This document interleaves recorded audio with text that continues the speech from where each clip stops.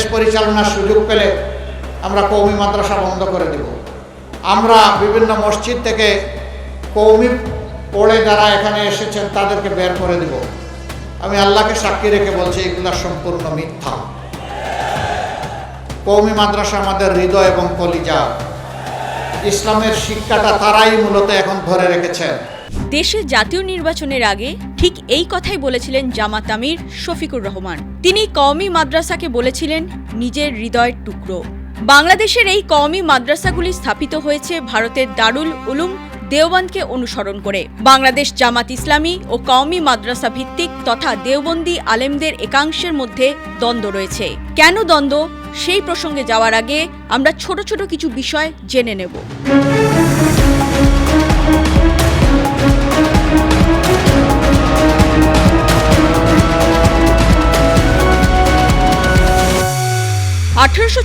সালে ভারতে উলেমারা দারুল উলুম দেওবন্দ প্রতিষ্ঠা করেন। তাবলিগ জামাত এই দেওবন্দের অনুসারী বলেই পরিচিত। বিশ্বের বহু দেশের মুসলিমই তাদের ধর্মীয় পথনির্দেশিকার জন্য তাকিয়ে থাকেন ভারতের দারুল উলুম দেওবন্দের দিকে। রাজধানী দিল্লি থেকে প্রায় 200 কিলোমিটার দূরে পশ্চিম উত্তরপ্রদেশের দেওবন্দ। ভারতের তো বটেই, বাংলাদেশ, পাকিস্তান, আফগানিস্তান, মালয়েশিয়া, মধ্যপ্রাচ্য কিংবা ব্রিটেন, আমেরিকা, দক্ষিণ আফ্রিকা থেকেও ছাত্ররা শিক্ষা নিতে এখানে আসেন। ভারতের ইসলামী ইতিহাসবিদ আখতারুল ওয়াসি বিবিসি বাংলাকে দেওয়া এক সাক্ষাৎকারে বলেছিলেন, 150 বছর আগে ভারতে মুসলিম শাসনের অবসানের পরই দেওবন্দ স্থাপনের প্রয়োজন দেখা যায়। 1857 সালে সিপাহী বিদ্রোহ ব্যর্থ হয়। বাহাদুর শাহ জাফরকে গ্রেফতার করে রেঙ্গুনে নির্বাসিত করা হয়। ক্ষমতা হাতছাড়া হলেও সেই সময় ভারতীয় মুসলিমরা ধর্মরক্ষার জোরালো তাগিদ অনুভব করেন। সেই ভাবনা থেকেই 1866 30 মে দেওবন্দের ছত্তেওয়ালি মসজিদে মাত্র একজন ওস্তাদ ও একজন শাগরেদকে নিয়ে এই মাদ্রাসার জন্ম। বাংলাদেশ হেফাজত ইসলামের আহমেদ শফি ও রাজনীতিবিদ মরহুম মৌলানা ভাসানীও পড়াশোনা করেছিলেন এই দেওবন্দে। দেওবন্দ মাদ্রাসা সুন্নি ঘরানার। বাংলাদেশের ধর্মীয় পরিমণ্ডলে দেওবন্দি চিন্তাধারার এক উল্লেখযোগ্য প্রভাব রয়েছে। দেওবন্দি আলেমদের কিছু বিশেষ বৈশিষ্ট্য রয়েছে, যেমন দারুল উলুম দেওবন্দের আলেমরা বিরোধপূর্ণ বিষয়গুলির পরিবর্তে তাওহিদ ও সুন্নাতের দিকে বেশি মনোযোগী হন। আল্লাহর সঙ্গে সম্পর্ক গড়ে তোলা, সর্বদা তার জিকির ও স্মরণে থাকা ও আত্মসমালোচনা দেওবন্দি আলেমদের অন্যতম বৈশিষ্ট্য। 1857 সালে সিপাহী বিদ্রোহ হয়। এই সময় দিল্লিতে 33,000 আলেমকে হত্যা করা হয়। মিরাট, সম্বল এবং এলাহাবাদ সহ যেসব জায়গায় স্বাধীনতার জন্য আন্দোলন শুরু হয়েছিল সেখানেও আলেমদের হত্যা করা হয়। আলেমদের হত্যার পর তাদের পরিবারগুলির কাছে গিয়ে ব্রিটিশ চার্চের লোকেরা বলতো, আপনার সন্তানকে আমাদের দিয়ে দিন, আমরা তাকে বিনামূল্যে পড়াশোনা করাবো, কাপড় দেব, থাকার জায়গা দেব, সরকারি চাকরিও দেব। যাদের বাবা ব্রিটিশদের বিরুদ্ধে লড়াইয়ে শহীদ হয়েছেন, ব্রিটিশরা এখন সেই সন্তানদের নিজেদের অনুগত বানাতে চাইছে। ব্রিটিশ অনুগত হওয়া থেকে শহীদ আলেমদের সন্তানদের বাঁচাতেই 1866 সালে দারুল উলুম দেওবন্দ প্রতিষ্ঠা করা হয়।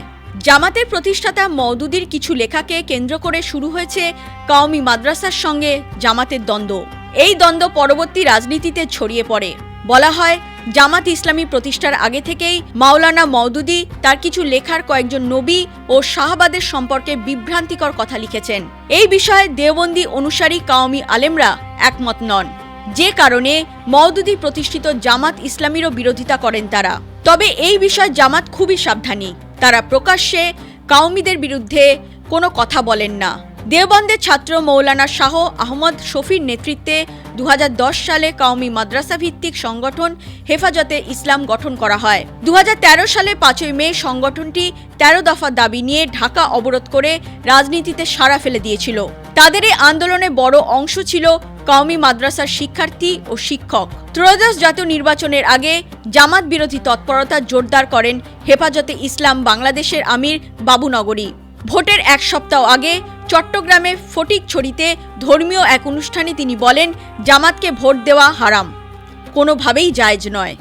জামাত কট্টর মুসলিমপন্থী দল।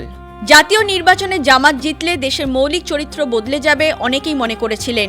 ভোটে আসন সংখ্যা বাড়াতে পারলেও ক্ষমতায় তারা আসতে পারেনি। বিরোধী আসন পেয়ে তাদের সন্তুষ্ট থাকতে হয়েছে। মাঠ পর্যায়ে জামাতের সঙ্গে নীতিগতভাবে বড় ফারাক রয়েছে ইসলামী দলগুলির। বাংলাদেশের ধর্মীয় সংস্কৃতির ইতিহাস অসাম্প্রদায়িক, কিন্তু জামাতের এক্ষেত্রে ঠিক উল্টো ভূমিকা রয়েছে। জুলাই আন্দোলনের মাধ্যমে জামাত নিজের উগ্ররূপ আরও বেশি প্রকট করেছে। সাধারণ ধর্মপ্রাণ মানুষকে খেপিয়ে তোলাই তাদের কাজ। পাকিস্তান থেকে আনা উগ্র ইসলামকে প্রতিষ্ঠা করতে চায় তারা।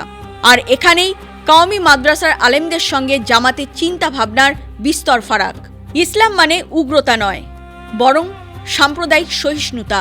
দেওবন্দ ঘরানার কওমি মাদ্রাসাগুলি তাদের চিন্তাভাবনা ও কাজে ধর্মীয় সহিষ্ণুতা অনুসরণ করে থাকে, আর এখানেই জামাতের সঙ্গে তাদের বড় পার্থক্য। তাই জামাত নিজেকে ইসলামের প্রতীক প্রমাণ করার চেষ্টা করলেও বাংলাদেশের মানুষ গত জাতীয় নির্বাচনে তাদেরকে গ্রহণ করেনি। মসনদ দখলের ইচ্ছা এবারও তাদের অসম্পূর্ণ থেকে গেছে। এরকম আরও খবর পেতে নজর রাখুন জিও পালস টিভিতে।